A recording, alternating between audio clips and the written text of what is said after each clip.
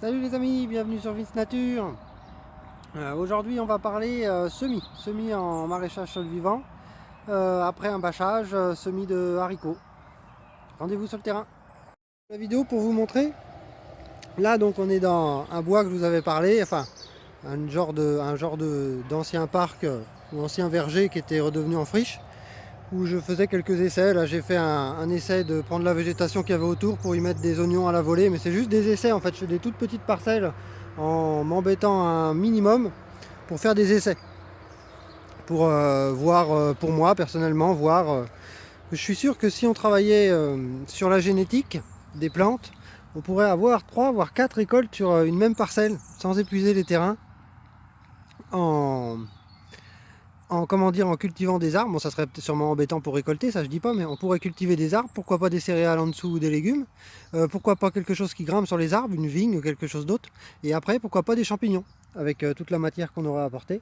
Voilà, donc l'année dernière j'avais mis du fumier, j'avais défriché, mis du fumier et planté des pommes de terre et des oignons ici qui n'avaient jamais décollé parce qu'il n'avait pas plu après et du coup ça n'avait jamais poussé. Il y avait 3 repousses à droite à gauche. Bon, les pommes de terre ont repoussé. Alors c'était toujours les mêmes systèmes, hein, planter juste sur le sol et puis pailler un petit peu dans le fumier. Puis on a des pommes de terre, hein, des petites. Donc voilà, donc là on est au mois de juin, donc je pense que si je les butais bien, ça donnerait. Voilà, regardez. Donc pourquoi pas.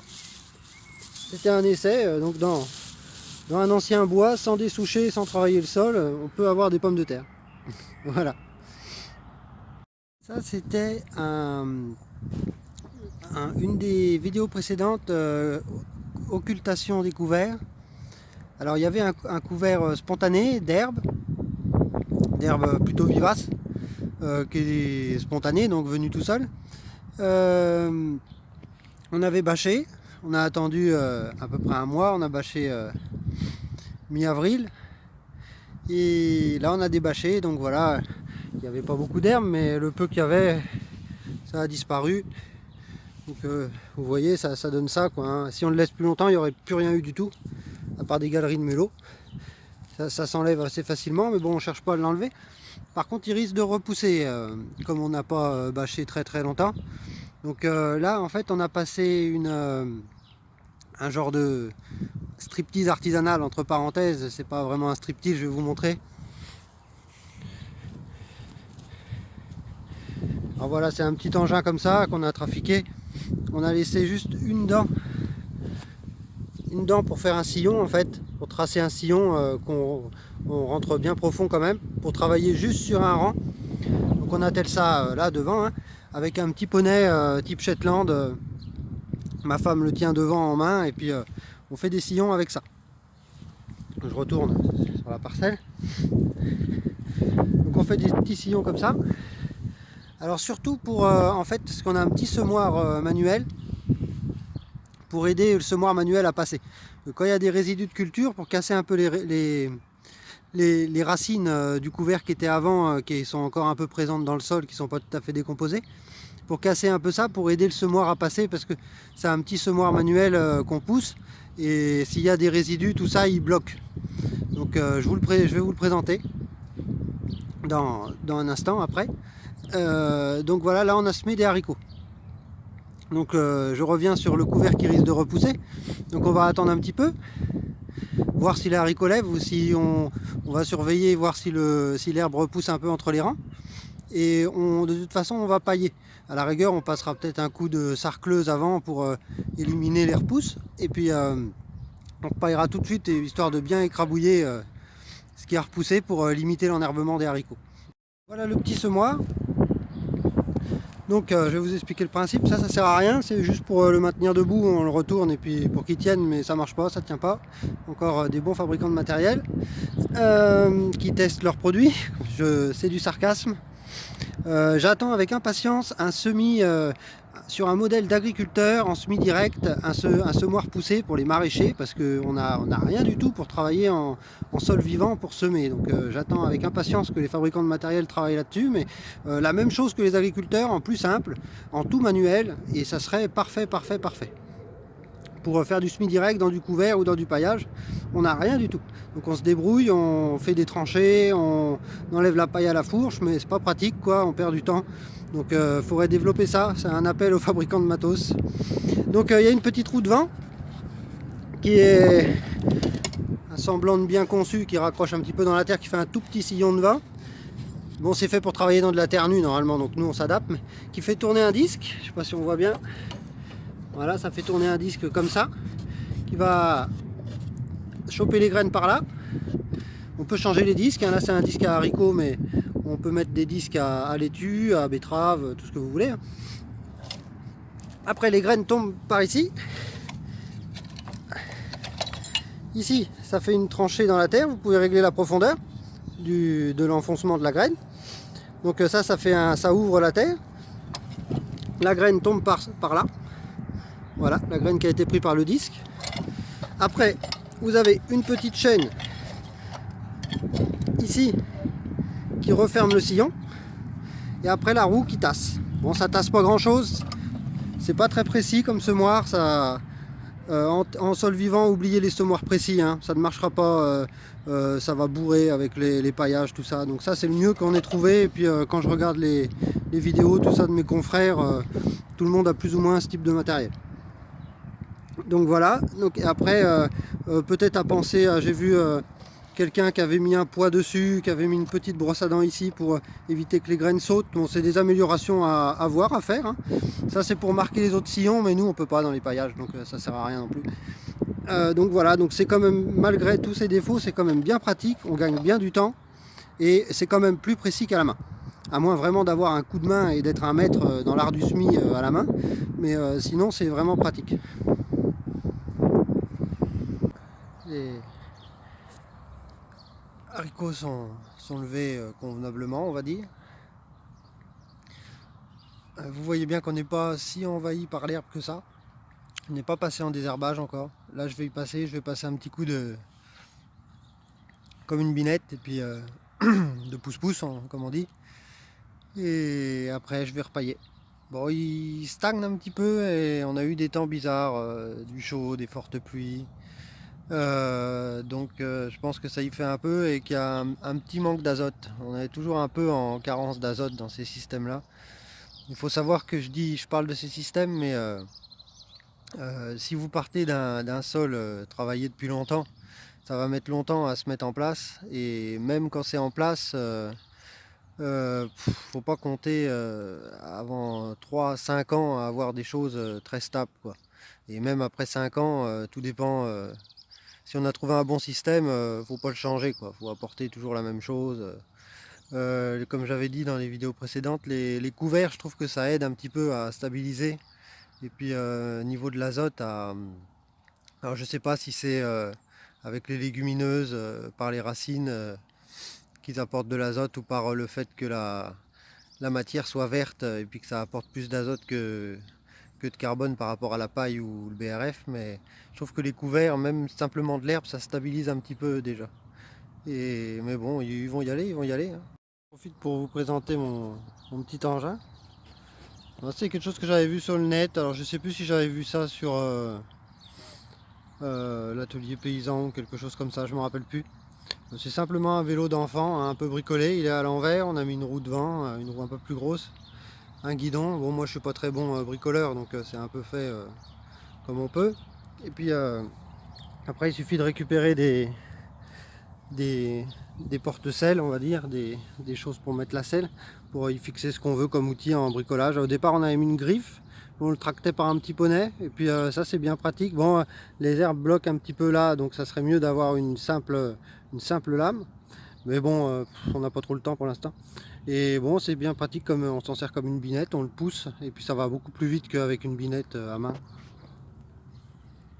Le petit engin passé, ça donne ça. Bon, c'est juste pour gratouiller un peu, enlever un peu les liserons et tout ça avant de repailler.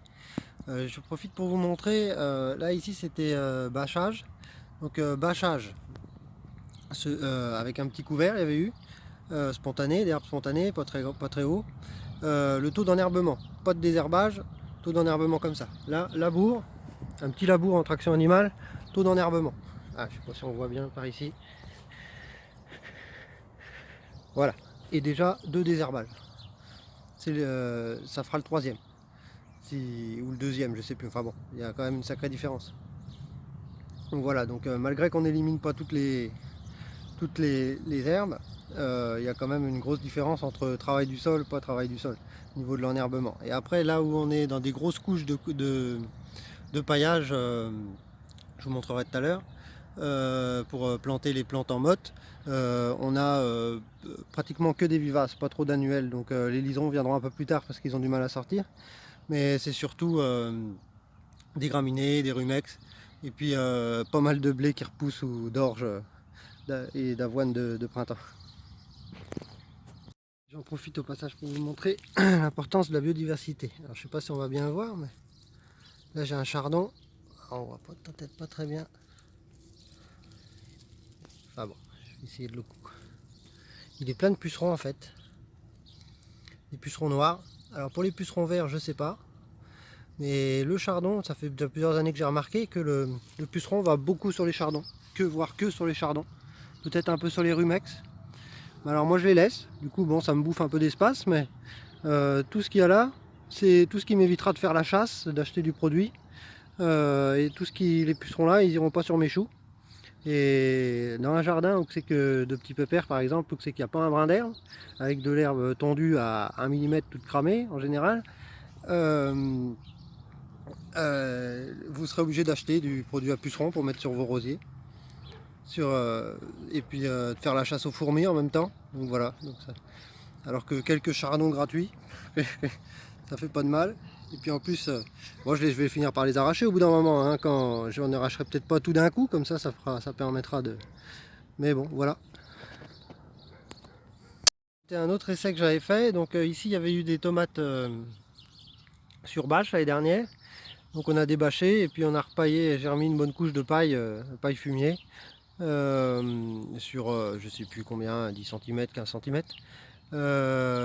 Donc voilà. Donc là après j'avais un peu plus tôt dans la saison, j'avais enlevé la paille, le surplus de paille. Donc c'est pour ça que ça me faisait des petites buttes sur les côtés. Et bon, ça s'est un peu décomposé, hein. Et j'y avais passé un petit coup de motoculteur, juste histoire pour réchauffer le sol et planter des haricots. Bon, il y a des loupés dans l'élevé par rapport à l'autre côté, beaucoup de loupés. Et mon semoir a un peu raté aussi parce que la terre est pas du tout la même ici. C'est de la terre beaucoup plus grossière, voire argileuse. Il y avait eu on avait fait un terrassement pour la carrière à chevaux. Et du coup, il y avait eu des gros camions qui étaient passés, des 6x4, tout ça. Donc ils avaient creusé un peu, mis des grosses pierres pour pas s'enfoncer, pour travailler de tous les temps. Donc après, ils ont retiré les grosses pierres et puis on a remis de la terre un peu qu'on nous a donné quand ils faisaient des chantiers de terrassement, la terre de surface ils nous la remettaient là. Et puis moi j'ai étalé, j'ai refait un peu la vie du sol, tout ça. C'est pour ça que la terre est pas la même ici que là-bas. Donc il y a un peu de ça aussi, et il y a un peu que la terre a du mal à se réchauffer quand c'est des gros paillages. Mais bon, sinon c'est peut-être à reproduire, hein, parce que sinon on peut pas semer dans du paillage comme ça avant le mois de juin, hein, parce que la terre est pas réchauffée du tout. Donc là c'est ça que je vous disais, ici il y a beaucoup de vivaces ou du liseron. Ça je sais pas, je suis pas céréalier, moi je sais pas si c'est de l'avoine de printemps, de l'orge de printemps ou du blé barbu. Je pourrais pas vous dire, je suis pas spécialiste. Mais bon voilà, sur des paillages permanents, en gros paillage, il y a beaucoup de vivaces, quoi. Après un petit couvert et des bâchages, il y a un peu plus d'annuels, mais beaucoup moins de vivaces. Et bon, peut-être qu'elles vont revenir après, c'est peut-être le fait de les avoir bâchées qui les a calmées un peu et puis qu'elles vont repartir. Mais j'en profite pour dire que si vous avez de l'herbe à épandre, c'est le moment. En dessous le foin, c'est ce qu'on en avait déjà parlé, c'est le meilleur emploi que moi j'ai trouvé d'en faire. En paillage, fin paillage, en dessous un autre paillage, pour éviter un peu le lessivage. Après on peut le laisser comme ça, hein, c'est pas gênant, mais à la première pluie, ça va lessiver un peu l'azote que ça apporte, quoi. Donc moi j'en mets, quand c'est du paillage fin comme ça, j'en mets pas plus épais que ça. Après ça fait des problèmes de compaction, de pourrissement, d'ensilage. Ça chauffe aussi, alors ça peut être intéressant pour les primeurs, quoi, en début de saison. Franchement, si vous faites des buttes d'herbe, ça va chauffer autour de vos plantes et ça peut être intéressant. J'ai déjà fait l'expérience, c'est dur à maîtriser mais ça marche. Faites une bonne butte 20-30 cm d'herbe, ça va sur chaque sillon de salade ou ce que vous voulez, ça va vous faire un chauffage instantané. Avec une petite bâche par-dessus, c'est nickel. Mais c'est dur à maîtriser. D'ailleurs, si vous habitez mon village et que vous ne savez pas quoi faire de votre herbe ou de vos feuilles mortes, je suis preneur. Voilà, il m'en reste un peu, mais j'ai fini pour aujourd'hui. Il me restera un petit rang à faire là-bas. Puis au milieu, j'ai pas fait parce que je vais y planter quelques salades, j'ai déjà commencé. Pour économiser l'espace. J'ai mis du foin. Pourquoi du foin? Parce que j'avais du foin. C'était le moment que je nettoie mes greniers à foin. Et ça, c'est du foin qui tombe des bottes pendant la manutention. Donc il est trop poussiéreux pour qu'on puisse donner à nos chevaux. Donc voilà, on en a tout le temps un peu tous les ans. Et mon copain est là. Salut.